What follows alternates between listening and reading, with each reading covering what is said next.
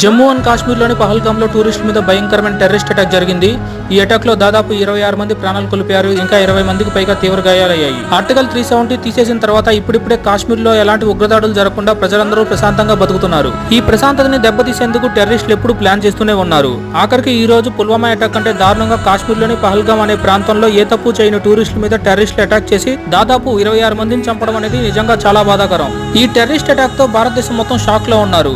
అసలు కాశ్మీర్ టూరిస్టులకి సేఫేనా అనే అనుమానాలు కూడా వస్తున్నాయి. ఈ టెర్రరిస్ట్ అటాక్ లో అత్యంత బాధాకరమైన విషయం ఏంటంటే అక్కడున్న టూరిస్టులు ఓన్లీ హిందువులు మాత్రమే టార్గెట్ చేసి చంపారు. చనిపోయిన టూరిస్టుల్లో కర్ణాటక, తమిళనాడు, మహారాష్ట్ర, గుజరాత్ కు చెందిన వాళ్లే ఎక్కువగా ఉన్నారు. ఇక్కడేమో చాలా మంది హిందువులు భాష, ప్రాంతం, కులం అంటూ కొట్టుకు చేస్తుంటే టెర్రరిస్టులు మాత్రం నువ్వు హిందువా కాదా అని మాత్రమే చెక్ చేసి చంపుతున్నారు. పుల్వామా అటాక్ కి మనం ప్రతీకారం తీర్చుకున్నాం. ఈసారి పహల్గామ్ అటాక్ కి అంతకు మించి ప్రతీకారం తీర్చుకోవాలి. టెర్రరిస్టులకి మనం ఇచ్చే రిటర్న్ గిఫ్ట్ ఎలా ఉండాలంటే భారతదేశం మీద అటాక్ జరపాలన్న ఆలోచన వస్తేనే వాళ్ళకి తడిచిపోవాలి. జై హింద్.